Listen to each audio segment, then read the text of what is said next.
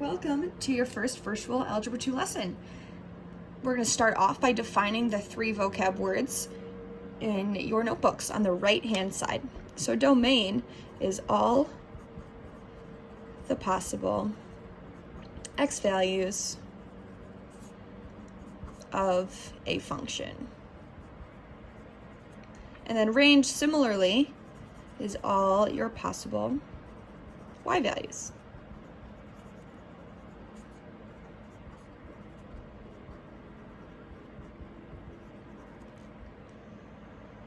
Now, function notation, it essentially is replacing y equals to be more specific. So we could do something like f parentheses x equals, or we could do k parentheses x equals. Now the letter inside your parentheses, that is your input. So this tells me that whatever's in my parentheses is going into my equation. So if it's a 2, I'm plugging a 2 in for my x. If it's a 4, I'm plugging a 4 in for the x. And then the letter on the outside is essentially your name. And it's how I can tell 2 functions apart. So if I were to graph both of these functions on a graph paper, I can label one as f of x and one of k of x, and it's really clear which is which instead of naming them both y equals. Next, we're going to do a couple examples using domain, range, and function notation. You might want to grab a small piece of graph paper or draw yourself a grid in your notebook. And since it is still teacher's notes, you will still be on the right side of your notebook. So our first example, let's graph the equation f of x equals 3x minus 1.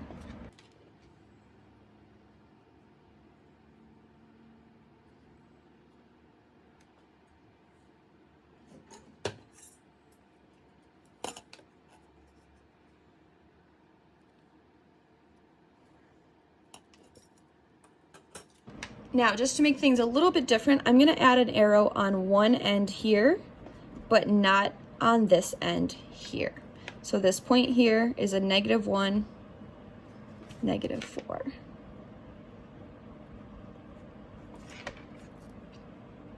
And then an arrow is going to the right. So, for our domain, I'm going to start with the smallest number.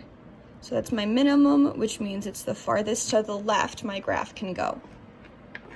So if I move my pencil, the farthest left is going to be this point, and it's the x value. So that is my -1, right? -1 is the farthest x value this graph will have. And then I'm going to draw the less than or equal to sign because my point is there. Domain is always your x value, so that is always there. Same exact symbol, same exact direction. And then our maximum will be how far right our graph can go. So if I'm moving my pen this way, I'm going to hit an arrow, right? So the arrow means my graph is going to keep going, so my maximum in this case is going to be infinity. Now for our range, we're going to do the same thing. I'm going to start off with the minimum, but for range, it is the lowest because we're dealing with our y values. So how far down can my graph go? It stops at this y value of -4. Less than or equal to, because that point exists at -4, we're dealing with y values, less than or equal to, and then our maximum for y means how far up we can go. So if I'm moving my hand up, I hit the arrow again, so I'm going to have another infinity symbol. Now, in case you're not used to writing it in this format, we usually call it algebraic notation,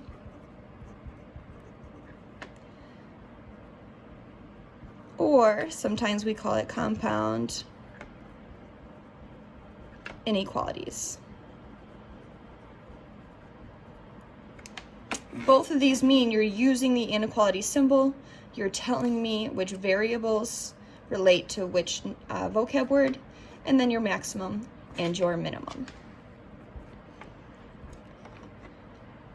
Now for our next example, we're going to go a little bit in reverse. I'm going to give you the domain and range, and you need to try and draw me the graph.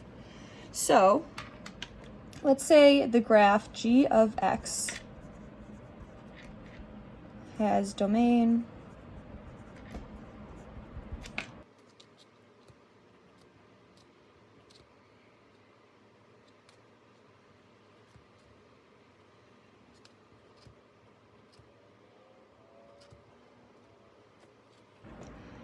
Okay, so we have our parameters. Now, when I am given domain and range, especially if neither of my maximum or minimum are infinity, one tool I like to do is drawing in a window, so to speak, or an invisible box. So if x has to be greater than or equal to -4, I'm going to go to -4 in my graph, 1, 2, 3, 4, and I'm going to draw myself a little boundary there. And then same thing at 3. And then at y, it has to be greater than -1, and it has to be less than 5.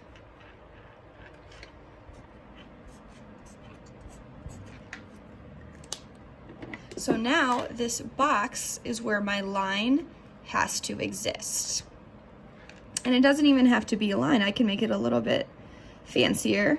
So I know for sure I have to hit that -1 and -4. So at -1y here, -4x, I'm hitting both of those pieces. And I know for sure I have to hit the x value of 3 and y value of 5. So I'm just going to make it easy for myself and put those points there. Now, instead of drawing a straight line, which you definitely could, I'm going to make it a little bit funkier. And I'm going to do a graph like this.